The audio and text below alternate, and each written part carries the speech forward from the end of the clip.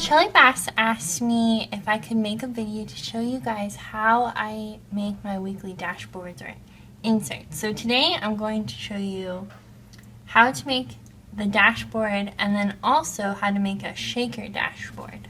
And I'm going to be using my Planner Society kit to do this. In the past, I've made dashboards that have this beveled edge, and in order to do that, I actually cut the shape out on my cutter, but then since then I've just been using that as like a stencil on some white cardstock that I've cut out, and then I just trace that straight onto my paper.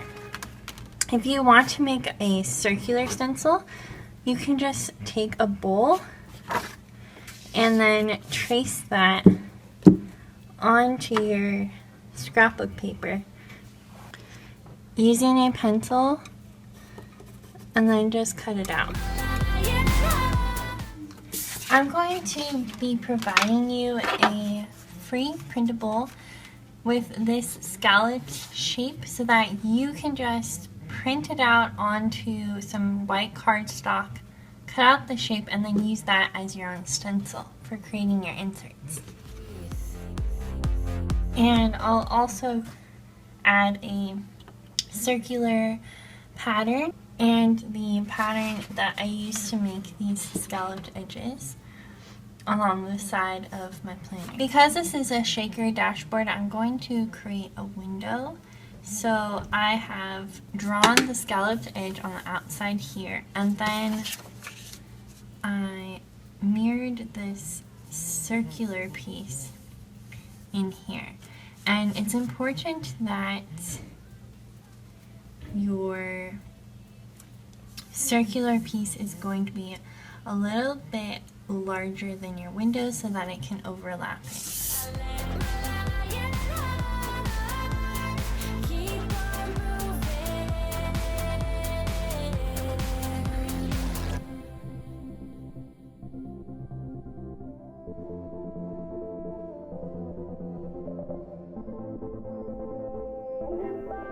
So if this were one of my normal dashboards like this one, then I would just be layering scrapbook paper and then punching a hole here. But because this is a shaker dashboard, at this point I'm going to want to use this mounting tape.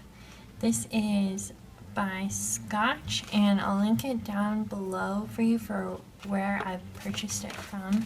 To create the window for this shaker dashboard, you can use acetate, or in my case I don't have acetate, so I'm going to just laminate a sheet of clear laminate.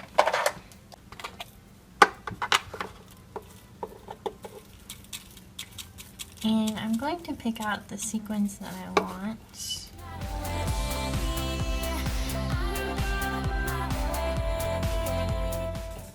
And I have this sheet of transparency that I can just use as my window for this, and I'm going to trace out the shape of the circle onto here directly. Because this is so wide, we'll have to cut it into tiny strips and place these around the borders.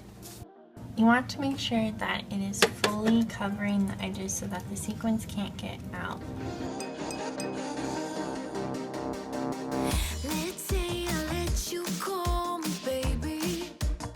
Now I'm going to fill in these sequins down here and then place the transparency or acetate on top of that layer.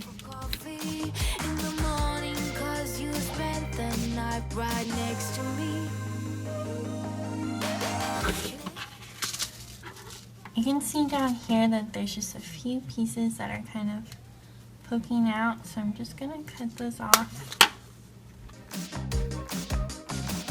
Let's say I let you have my number. Well, I guess this time I didn't stand a chance.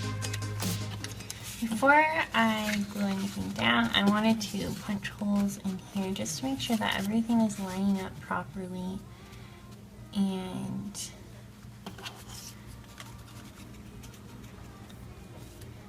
I'm first going to attach the front portion onto here to cover up the tape. And then I'm going to glue this down, making sure that the holes of the backer card line up with the holes of the shaker. And because I put this whole backing back here, it covers up any of the tape that may have been showing through. So the next thing about the dashboards that I like to do is to put lists on them. Sometimes I'll put down my projects or different shopping lists. Since the Planner Society kit came with these Post-it notes, I'm going to use these to track my lists for the week.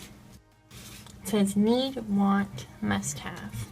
That is an example of how I make my inserts for my Happy Planner.